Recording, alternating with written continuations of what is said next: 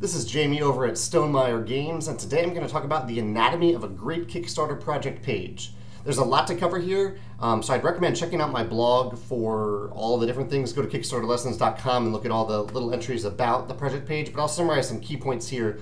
A combination of two entries, the anatomy of a great Kickstarter project page and what backers see. I've done an extensive poll about what backers actually look at and are interested in on a project page. So one of the first things they see is the main project image. Which is probably the most important image on the page. So the first thing people see, it's the image that's used overlapping the video and on the project page and as a thumbnail elsewhere. So you need to make sure it's an image that works big and small. I recommend keeping it clean and simple and distinctive. So highlight a 3D image of the game box, and maybe if you have a really cool component in the game that you want to highlight, you can put that in the foreground near the game box.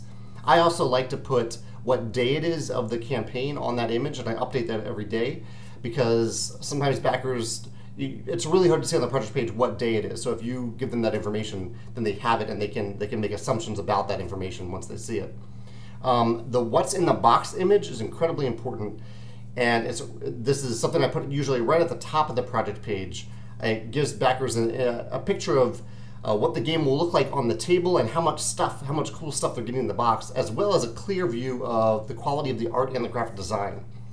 Backers like to see the stretch goal chart on the project page. This is one of the most highly voted things on the poll that I ran. So put that stretch goal chart somewhere on the page, ideally pretty high up on the page so backers can see how much new stuff has been added to the game and what can be added if you reach other stretch goals.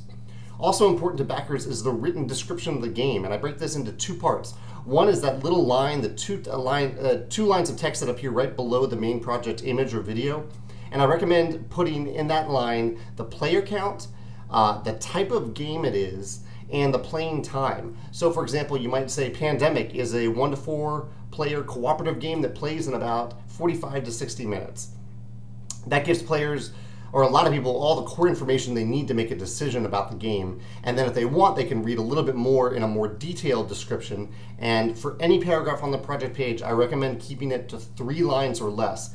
People online, when they read online, they tend to skim a lot. And so if you keep paragraphs nice and short, they're much more likely to read the whole thing and get that important information, rather than if you give them a big block of text to work through. Last, I highly recommend, as we've talked about before, getting some third-party reviews, both written podcast and video reviews, somewhere on the project page, probably right below the stretch goal chart or right above the stretch goal chart. There's lots of other stuff that goes on the project page, so check out the blog at kickstarterlessons.com, but this is some of the core content that you need to start thinking about. Thanks.